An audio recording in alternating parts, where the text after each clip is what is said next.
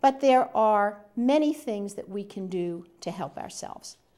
One of the things we have to do is we have to stockpile face masks, kind you buy in the hardware store for painters, syringes, medical supplies, food and water.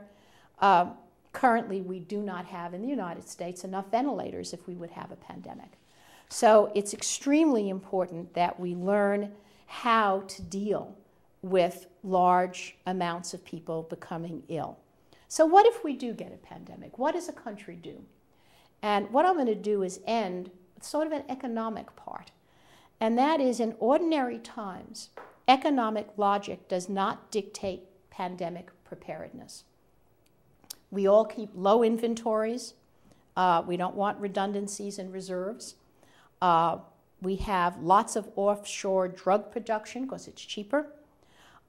We don't guarantee the purchase of flu drug as we do with other kinds of weapons. In fact, we have just-in-time delivery with no surge capacity. Now, what does this mean if you have a pandemic? The supply chain is very thin.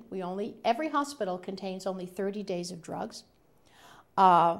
We have, in a pandemic, workers becoming ill, drug company workers.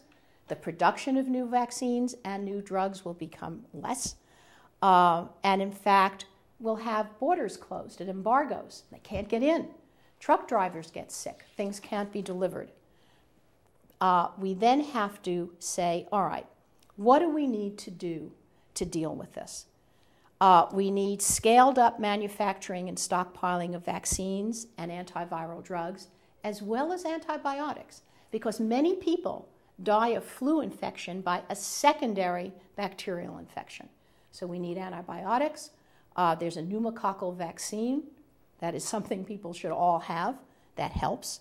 We need better surveillance and epidemiology on a global scale, very accurate reporting of case clusters.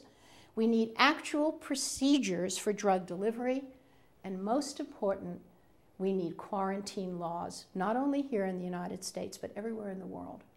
And our population has to understand what these population laws, what these quarantine laws are before we're faced with the absolute disaster of a pandemic. And you have to know what you're supposed to do in a quarantine, where you'll get your medicines, who will see you. And this can't be done just at a national level. It has to be done in cities and towns where groups of people can work together. That's probably the strongest thing. Now let me just end by turning this back to what are the things that needs to be done with these emerging infectious diseases, with the way in which our world has changed, and the basic science that's going on. So we have now a real need to increase basic research to understand these viral and bacterial pathogens. We have to identify genes essential for the pathogen's survival. We have to sequence and compare bacterial and viral genomes. We have to identify virulence factors and resistance genes and understand how they work. And as I said in my previous lecture, by understanding how the bacterial cell carries out all of its functions to let them grow and divide, we have identified new targets and designed new antibiotics. That's just one lab, and this has to happen in many, many more. The second thing we have to do is design and stockpile new vaccine strategies, and in fact make combination antibiotics where you have a particular drug that kills the bug, but in that same pill or shot, you've got a compound that prevents the resistance from being expressed.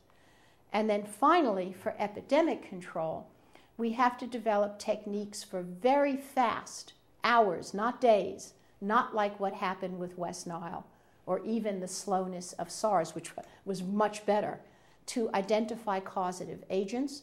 To do this, we have to exploit viral and bacterial DNA sequence-based technologies. We need, as I keep saying, an increased network of surveillance and reporting protocols, and finally, return to the historical use of quarantine.